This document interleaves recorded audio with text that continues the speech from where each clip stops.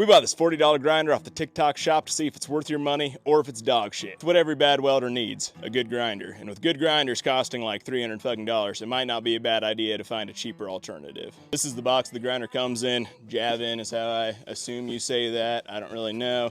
We obviously have the grinder in here. We have the guard for the grinder. Won't be needing that. I'm just kidding, use your guards. We have a spanner wrench. We have this charger that looks like it will not go to any outlets in my house. We have this handle, little fucking plastic.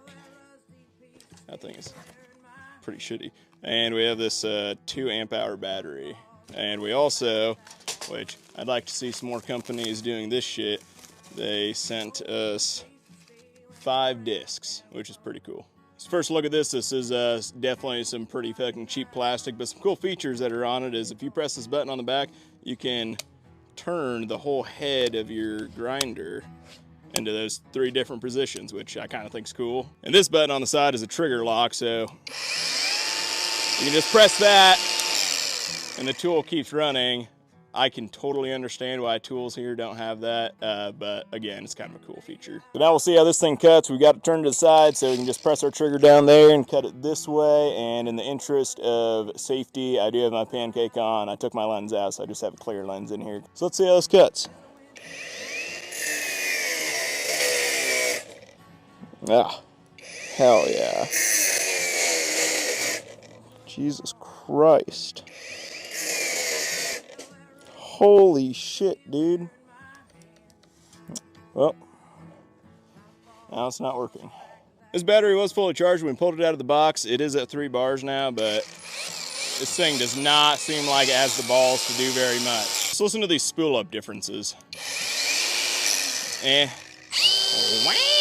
Dude, that Milwaukee thing blows it out of the water. You're definitely not gonna get very far cutting with this. After it stopped 2 times, I'm sure this bitch would have been chucked across the job site, but no matter. Grinder and paint makes me the welder I ain't. So we got the $500 welder generator back out. We are the master of cheap shitty tools here at Wobros. So we'll lay down a bead with this and see if we throw a hard stone on this, if this can grind down that bead. We also have these auto darkening glasses that we're gonna be trying out. So it's basically a double feature.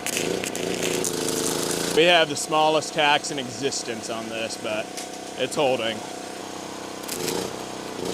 Okay, we're not using this. These are gonna be a mistake later when the skin's peeling off my face. We used some 70-24 so we could really fucking lay some shit down, and now we'll see if this thing is actually good for anything. And the stones I had only fit on my Milwaukee grinder, so I had to get this tiny. This thing was out of commission for like years before this.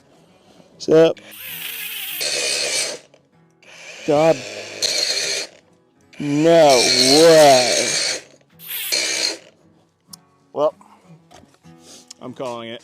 I fucking hate this thing. So, moral of the story, if you're gonna buy a grinder, do not buy a shitty one from TikTok shop. Just go get you Milwaukee or DeWalt, preferably Milwaukee.